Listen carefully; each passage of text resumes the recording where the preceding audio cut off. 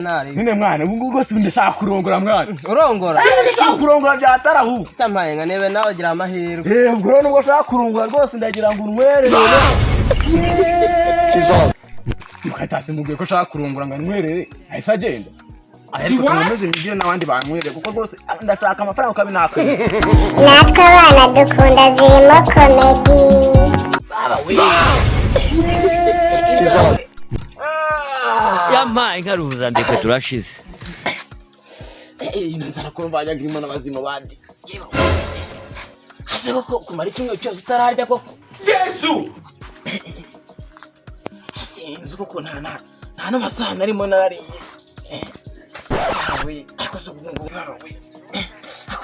mana yanjye. Ariko wakwiga uburyo nabona amafaranga ariko ibindi bigo. Kuko kuryama hano mwino nzu. Maze iminsi yose nasohoka ari kuryama gusa. Baba wezi ko sigaye kujya kunyanganya amazi yonyine. Ariko wakwiga imitwara. Hawagenda. Azambira abantu ko shaka kurongora. Bura hano babona banwerere ko. Niyo mitwe ndabona nazapfira mwino dupe. Oya. Reka nangira akazahubwo ngomba kubona amafaranga ko inzara yanyica we. Purchase your tracks today.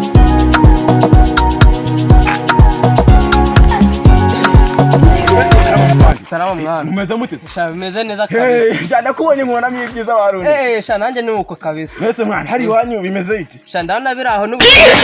Aya ukene ubwo bivuga ubukene n'ubwanyu mwirabizi wanyu muri abakiri. Yampaye nkamuca mu kwa. None se mwana.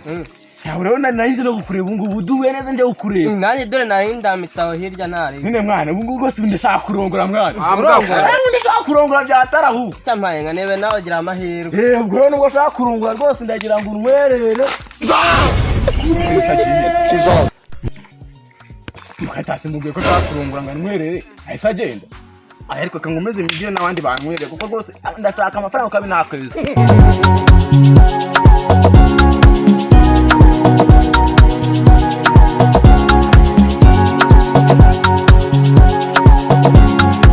Nice keys on the beat. None se nimeze bite mwana? Ntabwo ndi kukuvuga. Mwana kuramo ibintu mwana. Wumva nashaka kuvugira. Akusuri kumbwira iki wowe? Ni nawe kuramo twumvikane funga ibyo biririmba. Akombe guhurishijemo kubusa None mwana nimeze bite mwana? Ni sawa.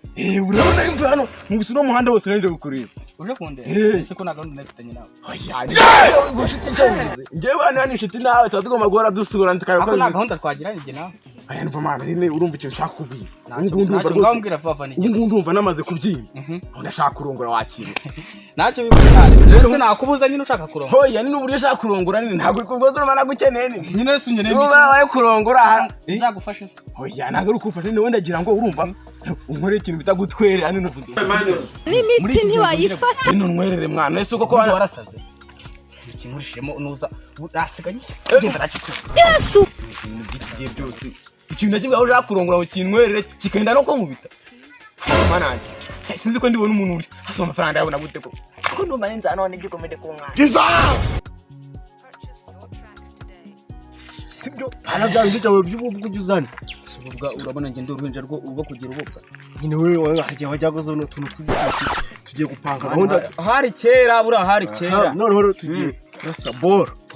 Kurasa ball none ifite uducere kwa danje. Sibyo. Oya ntabwo wakwiba cyangwa ngihene. Wonge gukoreka ball twiba. Nje gukoreka ball twiba none hamwe duhita tukira burundu. Salama basa. Salama. Muzite se mwana. Fresh sawa. Mwana mwemwe mwagiye bungu. Twebwe nyine twari turi hano hari gahunda tuba tumo turi pa. Hauze cyane here mbahiga mwabintu. Nahereye subuye mbira uko mbahiga seri super. Nikubise wanyu wapi? Nikubise wanyu wapi? Abahungu mwagiye he? Namahoro. Ese uradushiki. Oya mwana namahoro. Je kudururiza cyane. Oya naguzi waza turi amashuti mwana. Niba amanyana kwemera buri mwana. Nabaganirize. Natwe turakwemera ubundi. Bare mwabiga. Bare nige narose no mwijuru twarajyanye. Twirirwa dukina ibyo. Amen. N'uzi tuzajya. Ijuru ni ibyari. Mbaro mwana basa nine nubwo ndashaka ko no kubasura. Akabone najyango mbabwire tu. Ubu tuvugana mbona ukumakaza. Uri ko mbona ubu ndashaka kurongora mwabintu. Ntabwo se umva turongeye mana turangwe. Turongeye. Ufite uduceri. Uze ndashaka kurongora. We hari mu muceri umuriro. Ndashaka kurongora rero mwabica amangu. Bari iki gihugu n'igikire. Nubwo ndashaka kurongora mwabintu. Ndajya mu muntu mwerere mwana. Ndashaka umuntu mwerere.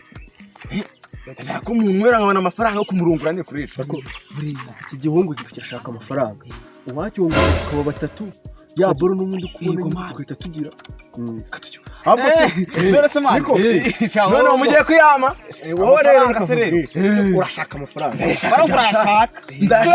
ndayashaka urayashaka amafaranga ndakubwiye ngo ubu natukwenda ashaka kurongora ubu wayabonye rero si amafaranga niba ushaka amafaranga wowe wayabonye amafaranga wayabonye nimubashe nyine yame kuyaguha byo mani dukurikire mani tujye kwiba mani nakuri amasaka bijama dukurikire tujye kwiba ariko se ngiye kwiba akanyivuna umugongo deko n'akabavuna ifite aya hakurya ngo njye kwiba reka subire mu buriri ndyame n'icyo nzapfiremo